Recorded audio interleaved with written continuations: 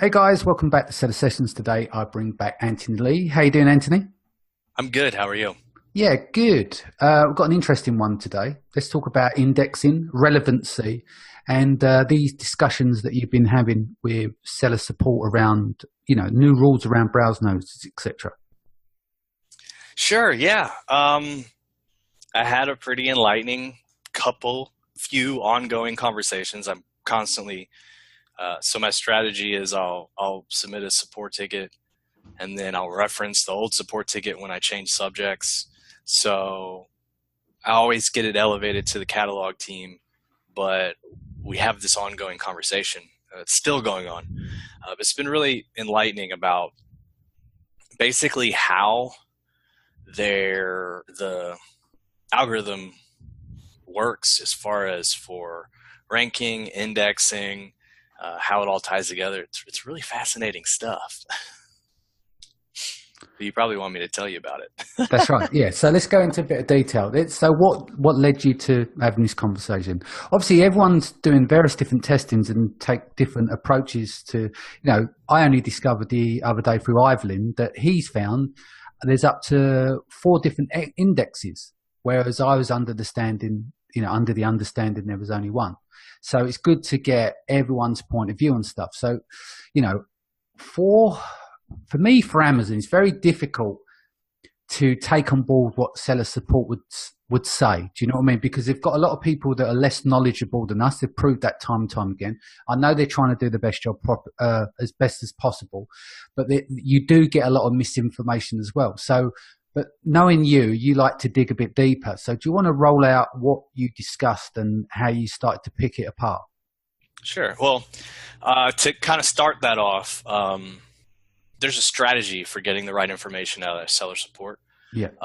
You always ask to be given to the proper team for Hmm. starters. So if this has anything to do with your um, listing, you probably want to talk to a catalog team member, or a captive team member is technically above catalog. They have a lot of the same information, but I think the captive team has the ability to manipulate more, so they might actually know more. Anyway, but you ask to be transferred to the right department for the question. I always do this by email too, because that way nobody's like on the phone trying to find somebody to answer or call you back, whatever. It's like, look, I'm going to give you the question, and then the guy's going to go, I don't know how to answer this. Let me give this to the team that he suggested.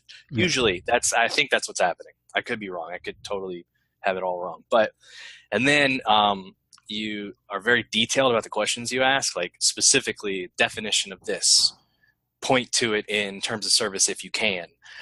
And then you ask it multiple times, and then you kind of stitch it together by seeing where the consistencies are. If every support rep has the same answer, or they can point to the same document, then you know that this is probably reliable information. Anyway, so as often happens, I actually ran into a problem with my own listing and with my own, I guess, tests.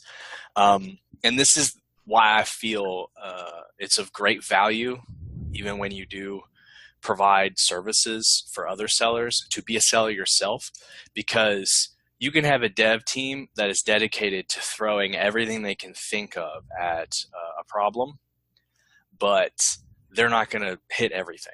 And some problems you won't run into until you personally run into them. And I did. So I started a new product. I opened it up. I did the rookie mistake of starting the listing and not closing it while I was waiting on inventory. So it was open for like 4 months before I finally got inventory in. Anyway, and then I did my launches, right? So I was doing stuff to like get reviews, to get sales, blasting promotions at various levels, et cetera, trying to rank. And it was doing good, right? So I started at a couple sales a day, then like 5, 10, 15. I got all the way up to 20. I was on page 1 for really important key terms. And then the next thing you know, I woke up one day and I was tracking 31 important key phrases, and I was completely off the map for all 31 of them. Wow. And that had never happened before, and I was freaking out. And Like, that's all devices, yeah, multi-platform. yeah, yeah, so I use I try to test out all the tools. And so at any given time, I'll have like maybe access to 3 or 4 tools at once. And when I'm using them, testing them out or whatever, I always log into all of them to see the differences. And across all platforms, I wasn't ranking for anything anymore. And I was just like, so I'm freaking out, thinking the worst. The sky has fallen. None of my strategies for promotion are going to work anymore. Something's wrong. First thing I do is contact a friend that that I trust has reliable information about the way Amazon works. And I say, is it possible that my listing is getting punished because of the way I'm promoting? And he kind of laid out for me like what Amazon's actions are. So they do everything they can to separate listing from account. Like they have completely different actions for a full account than they do for individual listing. They do everything they can to separate those. And of all of the available actions, rank throttle is not on the list of things that they do. They do a lot of things, but that's not one of them. And I was like, okay, I trust you. Thank you for that. Now that means I got to move on to what, the next troubleshooting step. So then I reached out to another friend of mine who does a whole lot of launches all the time. So he's used our platform Sixleaf to do promotions more than I have. And I went to him and said, have you ever seen this happen? And he was like, okay, well, I've seen it happen with like X number of keywords at one time, never all of them, but this is my theory. And he kind of put it in my head that, that grace period or honeymoon period had ended. And it made sense because I was like, okay, well, 4-month-old listing, started tracking from the moment I actually created the listing. Maybe that's the problem. So that's what prompted the conversation. So I straight up reached out to Amazon and was like, I was ranking and now I'm not. Can you explain to me what's going on?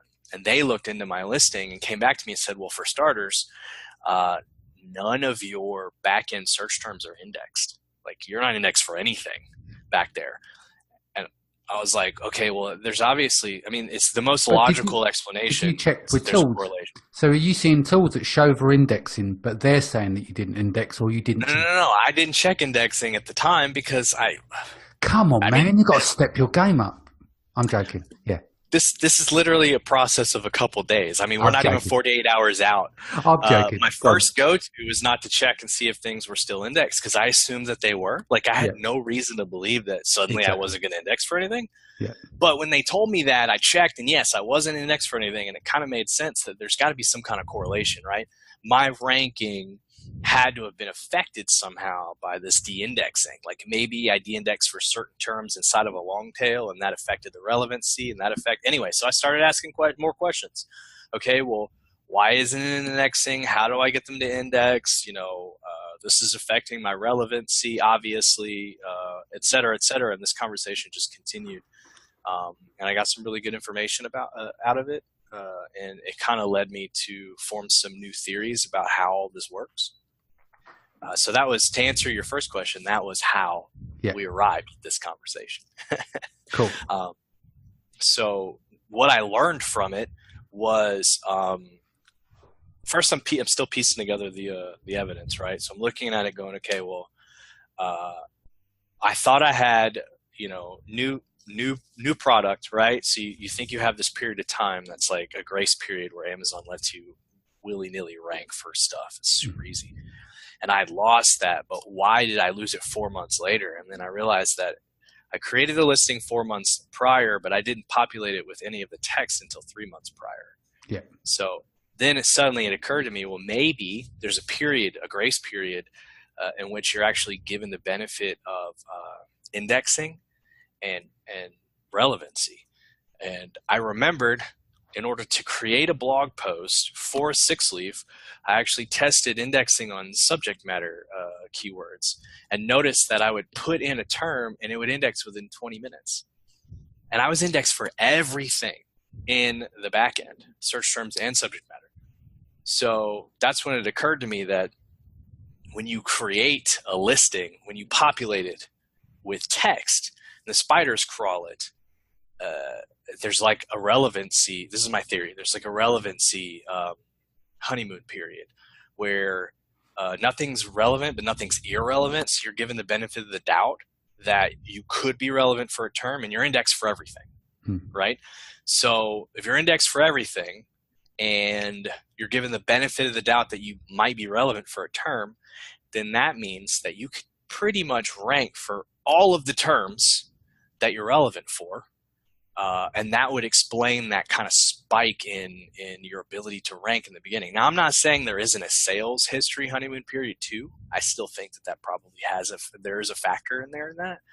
But this would explain why some people were reporting that they could delete their listing or take everything out of their listing and put it back like hours later, and suddenly, find it easier to rank again.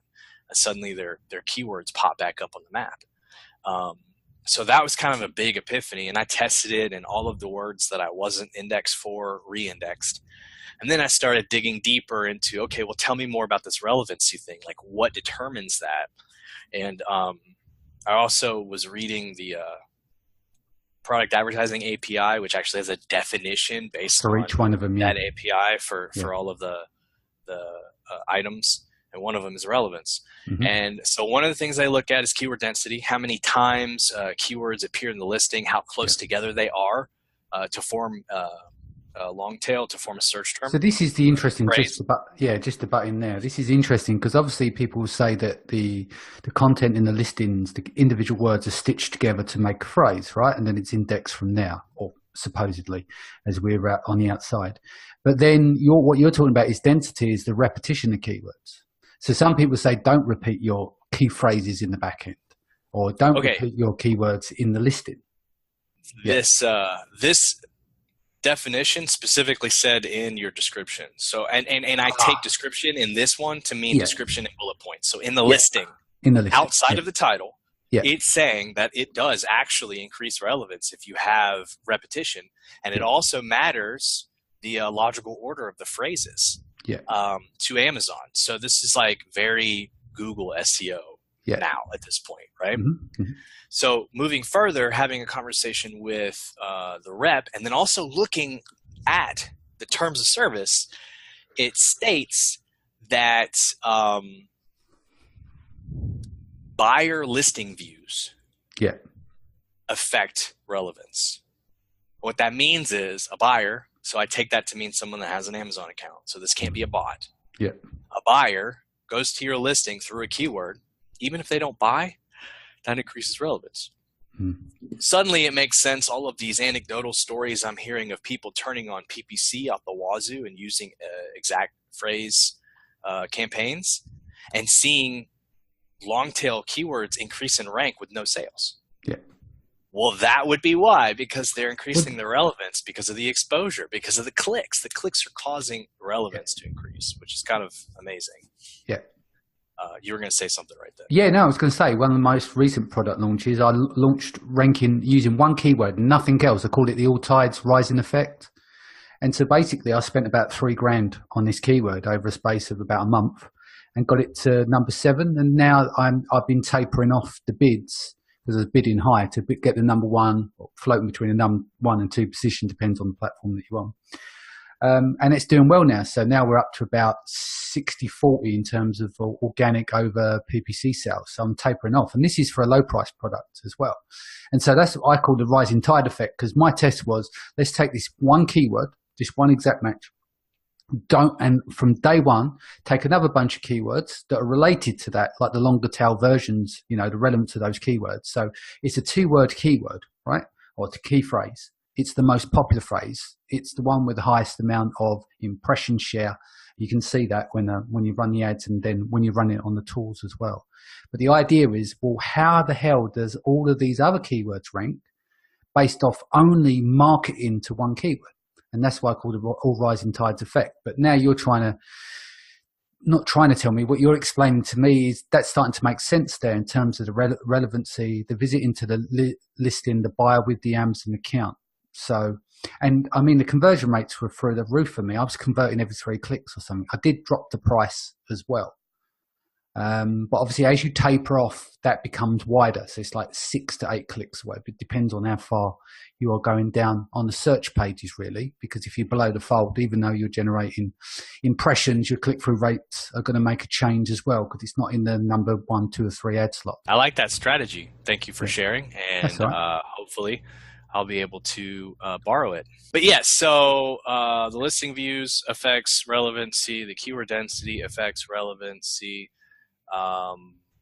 This obviously purchases affect relevancy. Add to carts affect relevancy. All these things affect relevancy. So then the next question became, okay, well, I now understand what happens in the very beginning when a listing is first given keywords with indexing. And once you index, relevance eventually gets assigned based on this activity.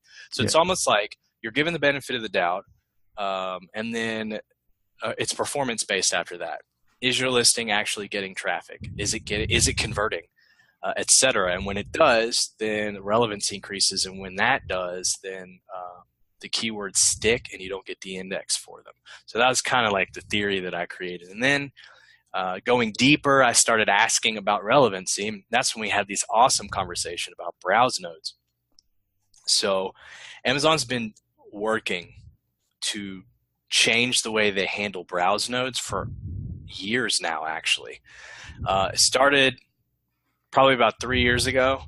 I used to teach people that little hack about getting into a completely unrelevant subcategory and then getting a bestseller badge in it. And then an Amazon employee actually reached out to me and said, I work for the catalog team and you guys stop teaching people that because we're being told we can't do that anymore anyway. Mm-hmm. And so I knew 3 years ago they were trying to stop that, right? So they did stop that. But that didn't stop people getting around it. And over the past 2 years, they've been overhauling the entire browse node system. And how they're doing it is you no longer inject browse nodes through your flat file, and you no longer get seller support to help you change browse nodes. Now it's all handled by something called the item type keyword. Yep. So the item type keyword, you only get one of those. But that item type keyword might have multiple browse nodes attached to it. So every item type keyword has a set number of browse nodes that are attached to it that are revealed through the browse tree guide. You just download the browse tree guide for your category and you'll see all the browse nodes and how they relate to item type keywords. Now here's where it gets really interesting. Every browse node has specific keywords that are relevant to it, and you can only rank for keywords that are relevant to your browse node. To give you the example that me and the seller support person from the catalog team discussed, we have a can opener that has a bottle opener attachment. Well, there's a item type keyword that's specifically for manual can openers. It is different than the item type keyword used for bottle openers. These are two different item type keywords. And apparently there isn't any crossover in the browse nodes that they are assigned, which means you either have a can opener or a bottle opener. Yeah. Now, if your can opener has bottle opener in the title, which obviously it would if it has an attached bottle opener, you can index for bottle opener. You can be relevant for it because it's in your title. But guess what? You cannot rank for it no matter how hard you try, because it is not relevant to your browse nodes. So that was the eye-opening moment. So in my line of work, we deal all the time with people who run promotions, and sometimes things don't work out the way they thought, or weird things happen. Just in the industry, all of us have heard of, people are like, I'm not indexing for anything, or I ran a promotion and ended up on page 6. Went from bottom of page 1 to page 6, Yeah. Right? And suddenly it all starts to make sense when you realize that there's all these things that could go wrong. Do you have the right item type keyword? And even if you do, is the keyword you're targeting relevant to your browse node? Yeah. Or is your listing written as such? And once all those puzzle pieces came together, then that was like an aha moment. And that was the conversation I had with them about those 3 topics: indexing, relevance, and Browse notes. Sounds good. Is there anything you want to add before we go? So for those of you, I have a quick tip for those of you.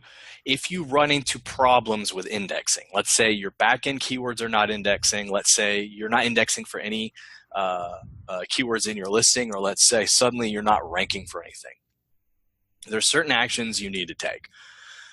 For starters, if everything's gone to crap, the first thing I would try is drop your title down to one word, put a period in one bullet point, because those are the only two required fields other than your item type keyword, which you'll have to leave alone, and then wipe out everything else from your listing, save it, wait probably an hour or two, double check to make sure you're not actually indexed for anything that you were indexed for before, and then make sure you're indexing for the one word in your title. That means it worked.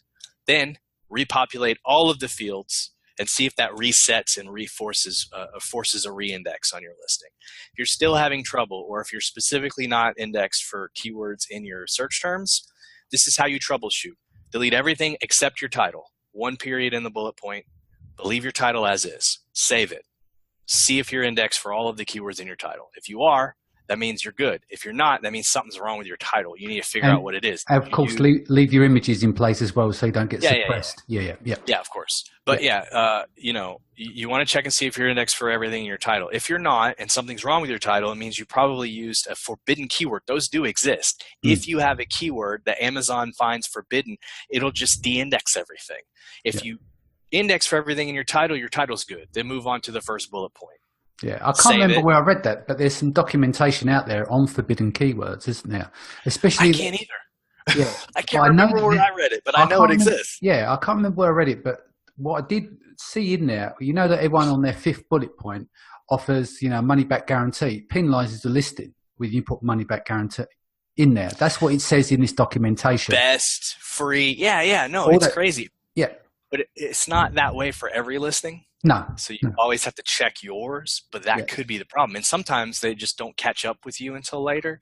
Yeah. So you're like, what did I do wrong? It wasn't because you did an 80% promo yesterday. It was because something in your listing triggered the algorithm. So this is how you test. One bullet at a time, and then one search term at a time until everything is indexed again. And then when you run into that problem, it could be a special character. Sometimes they freak out over special character. Like you put a semicolon in your search terms, and that was what did it. It's right? Just like when people put ticks and stuff in their listings, there are some other attributes that actually work. If you go through like a HTML site, you can break down. You can get these weird looking crosses or arrows, to make them look interesting. And if you run like the Analyze, it's the free tool. I don't know if you use it. It's a Chrome plugin. It's quite easy. You can check your title, your bullet points, etc. Like instead of having to download it and check it and reference it, it just highlights in green or in orange if it's not indexed. But it shows through that. I was testing various different options in the bullet points instead, because obviously the green don't always look great. You see the green ticks is very much overdone. I wanted something a little bit more subdued, if you like. And what I noticed running those, none of those indexing, none of those icons work. So you do have to be careful of those. And obviously using pipes in your title. The amount of times I'm still seeing that now. Old school, people using pipes to separate their spammy keyword titles, in some categories that still works. It's just, sometimes when it stops working, this is what's happening. Like if you ever use Ivelin's River Cleaner, it like when you're creating your listing, it'll tell you, don't put that in there, don't put it in there. And it almost seems like, just a prude old maid, like, why are you being so strict? But that's why. It's not that it won't work now, but eventually Amazon's going to clean up the whole catalog. And when they do, none of the symbols are going to work. None of them, except for like maybe a dash, right? Like none of the check marks and the skulls and the X's, none of them are going to work. Skulls. I've seen the skulls, yeah. Was that for CBD oil or something? I think it might have been actually. I have seen skulls before though. But so that's how you troubleshoot, right? One line at a time. Find the thing that's causing the problem, and then you fix it. And that's the only thing I would leave on Sounds that good. note. Cool. Right. how can people reach you? Consultancy, ranking, all those different kind of lovely services that you offer. If you're on Facebook, so am I, unofficial Anthony Lee. I have the awesome little chat bot set up. I communicate with everybody through my page there. For official business, Anthony@sixleap.com. Sounds good. Thank you guys for joining us. Anthony, thanks for joining us. If this is your first time, do not forget to hit the subscribe button, and I'll see you again in a few days. Take care.